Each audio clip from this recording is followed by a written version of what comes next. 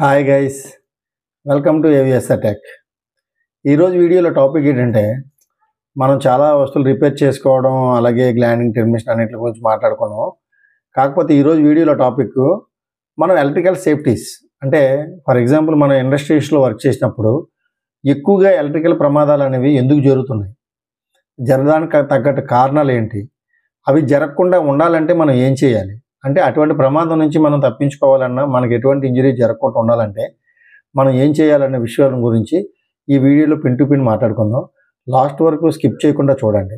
Okay guys, first of all electrical hazards అనేది మనం ఏదైనా ఒక ఇండస్ట్రీకి వెళ్ళాం ఫస్ట్ టైం, అక్కడ ఎక్కువ ప్రమాదాలు ఎందుకు జరుగుతున్నాయని అబ్జర్వ్ చేసేటప్పుడు అక్కడ పూర్ వైరింగ్ అయి ఉంటుంది. ఎందుకంటే పూర్ వైరింగ్ అంటే మీకు meaning for suppose unauthorised person అనమాట, అంటే కొత్తగా వర్క్ నేర్చుకున్న టెక్నీషియన్ ఎవరైనా వచ్చి వైరింగ్ చేస్తారు, లూజ్ కాంటాక్ట్స్ అంటే ప్రాపర్ లెగ్స్ యూజ్ చేయరు, ప్రాపర్ కేబుల్ వాడరు, ఒక మోటార్కి ఎంత కెపాసిటీ కేబుల్ వాడాలి ఆ సైజ్ కేబుల్ వాడరు.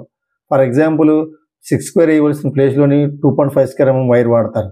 అది రన్ అయినప్పుడు ఏటవుతుంది, కరెంట్ క్యారింగ్ చేసినప్పుడు ఆటోమేటిక్గా హీట్ అయ్యి కాలిపోయే ఛాన్సెస్ ఉంటాయి.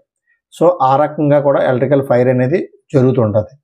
సో అలాగే ఒక ట్రైనడ్ పర్సన్ ఉన్నాడు, అంటే కొత్తగా ఐటీ చేసి ఫ్రెష్గా వచ్చారు, అటువంటి వ్యక్తి చేత కూడా కొంతమంది ఏం చేస్తారంటే జాబ్ వర్క్ లోడ్ని బట్టి, సైట్లో రిక్వైర్మెంట్ని బట్టి లోడ్ బట్టి నువ్వు ఆ పని చేయి ఈ పని చేయని పనులు అప్పు చెప్తారు.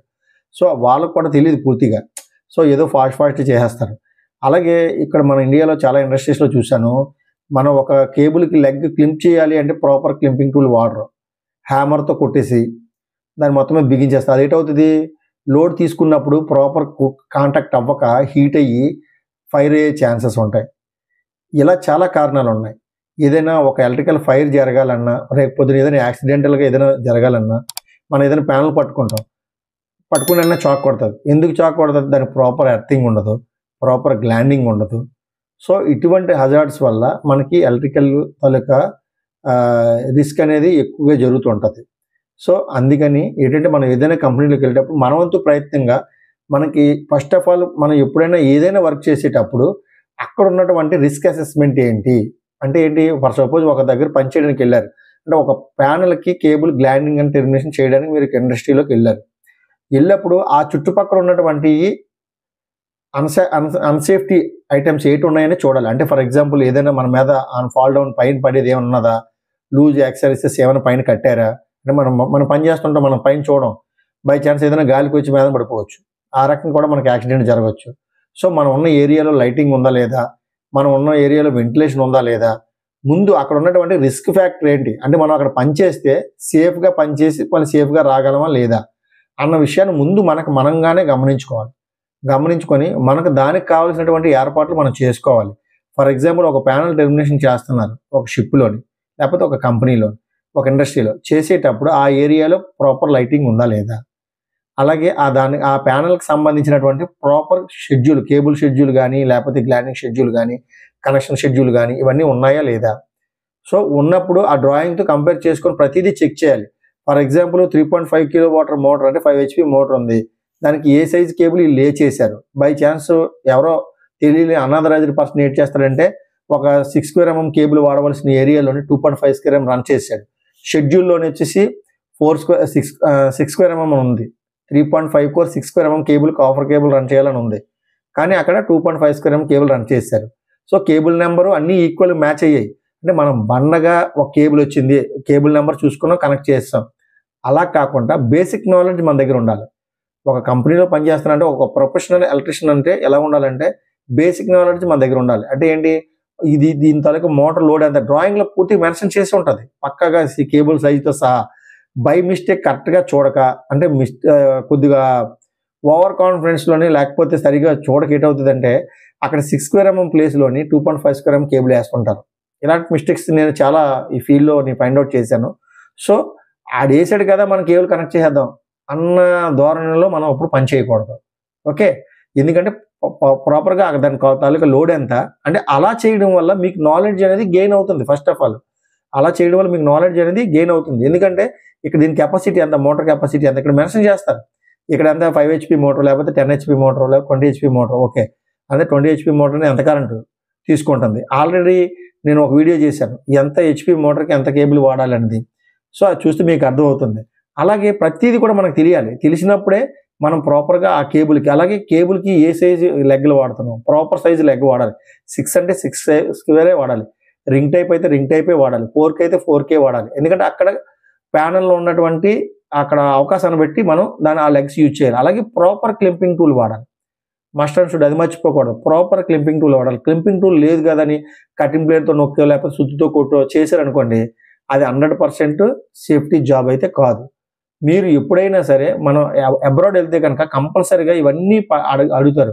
మీరు చేసే పని గంట చేసిన పని మన ఇండియాలోని ఒక 1 డే చేసే పని అక్కడ గంట చేస్తే చాలు. కానీ నీట్గా ఉండాలి. ఎందుకంటే వన్స్ ఒకసారి జాబ్ చేసామంటే క్వాలిటీ కంట్రోల్ వాడు వచ్చి చెక్ చేసాడంటే 100% లాగుతాడు, పట్టుకొని కేబుల్ లాగుతాడు, ఎక్కడ పోకూడదు. అంత పర్ఫెక్ట్గా ఉంటేనే దాన్ని యాక్సెప్ట్ చేస్తాడు.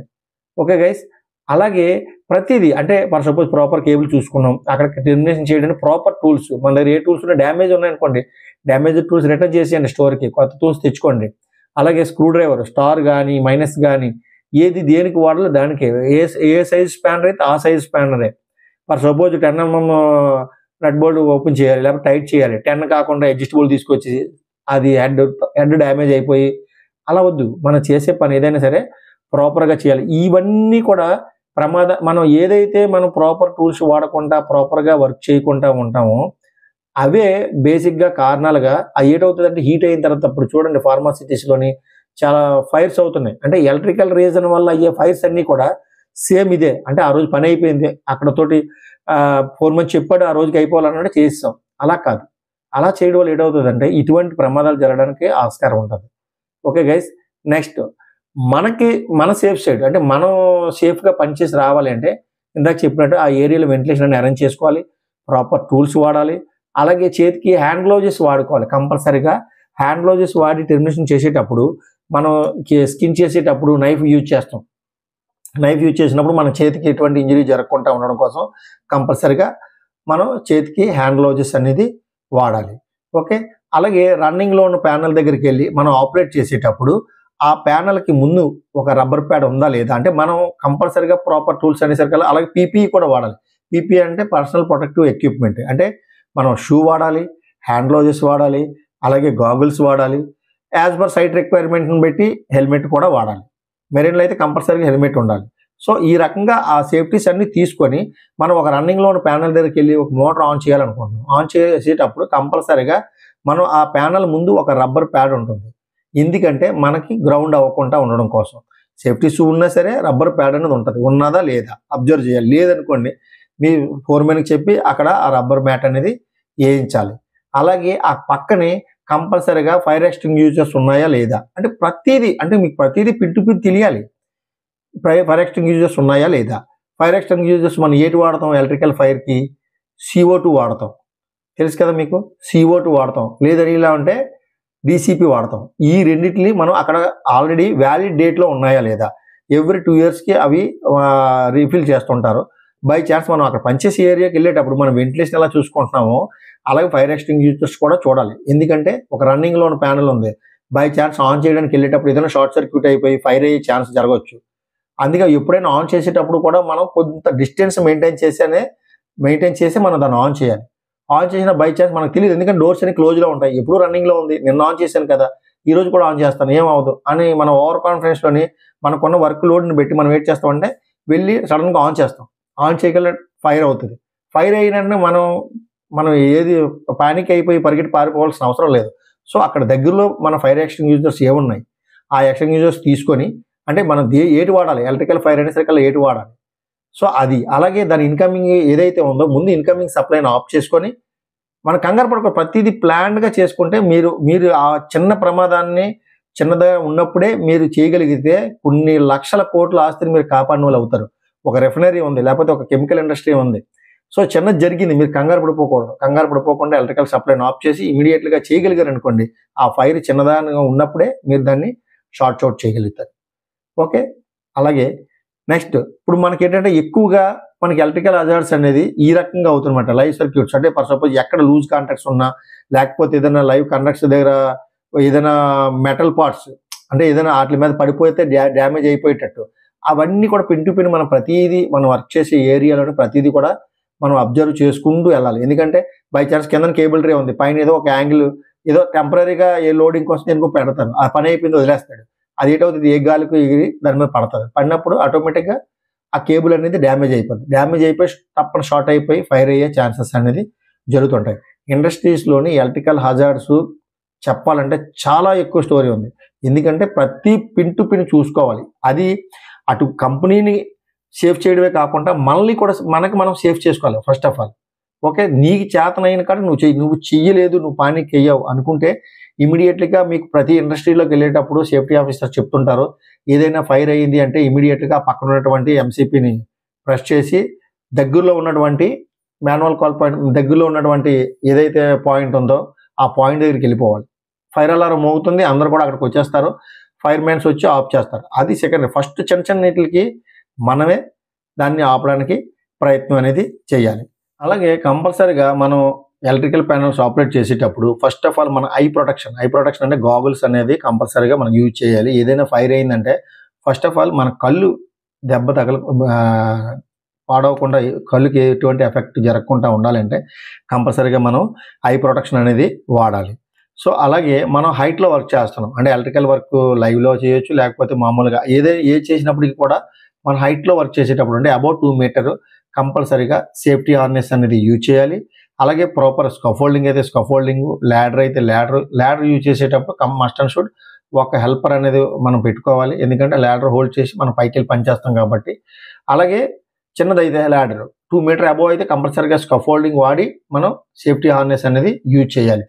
ఆ సేఫ్టీ హార్నెస్ యూజ్ చేయలేని ఎడల ఆటోమేటిక్గా మనం ఏదైనా షాక్ కొట్టవచ్చు, లేకపోతే ఏదైనా బై ఛాన్స్ మిస్ అయ్యి కిందన పడిపోయి ఉంటే కనుక మనం చనిపోయే ప్రమాదాలు చాలా ఎక్కువ ఉన్నాయి. సో అంచేత కంపల్సరీగా ప్రతి కంపెనీకి వెళ్ళేటప్పుడు వాళ్ళ సేఫ్టీ గురించి చెప్తారు. కంపల్సరీగా మనం అది విని జాగ్రత్తగా పాటిస్తే మనం ఎంత సేఫ్గా అయితే జాబ్కి వెళ్ళామో అంతే సేఫ్గా మనం ఇంటికి వస్తాం.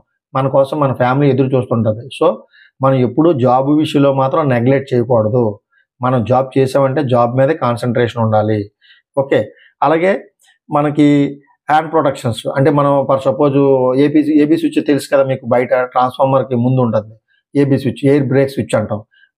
అది ఆపరేట్ చేయవలసి వచ్చింది, చేసేటప్పుడు కంపల్సరీగా రబ్బర్ హ్యాండ్ గ్లౌజెస్ ఉంటాయి.